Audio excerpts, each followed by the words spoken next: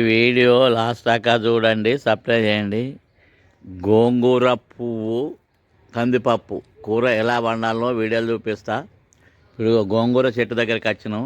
ఇప్పుడు ఈ గోంగూర పువ్వులను తెంపుకొని పోదాం.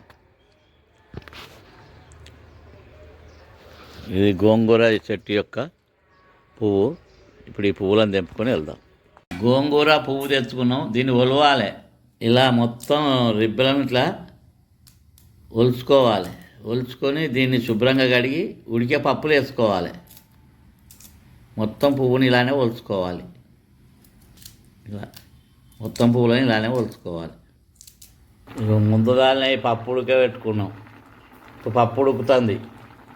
గోంగూర పువ్వు ఇందులో వేసుకొని ఉడికించుకోవాలి. దీన్ని మొత్తం సాగు చేసి శుభ్రంగా కడుక్కున్నాం. పచ్చిమిరపకాయలు వేసుకోవాలి.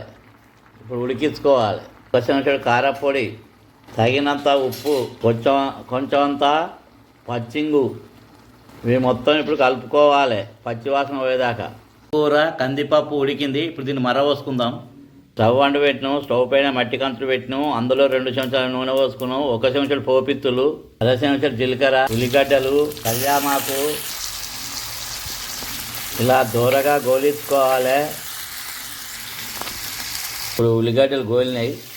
ఇందులో మనం ముందుగానే గోంగూర పువ్వు కందిపప్పు ఉడకబెట్టుకున్నాం. అందులోనే కారపొడి, పచ్చిమిరపకాయలు, పసుపు, తగినంత ఉప్పు, కారపొడి వేసి ఉడికించుకున్నాం.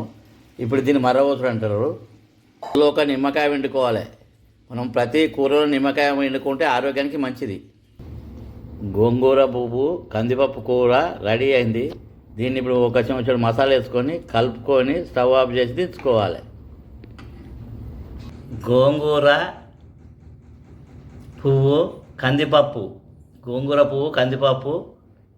కూర రెడీ అయింది. గుమగుమలాడుతుంది. వేడివేడి అన్నంతో కానీ చపాతీతో కానీ తింటే చాలా రుచిగా ఉంటుంది. ఇది మళ్ళీ కావాలనిపిస్తుంది.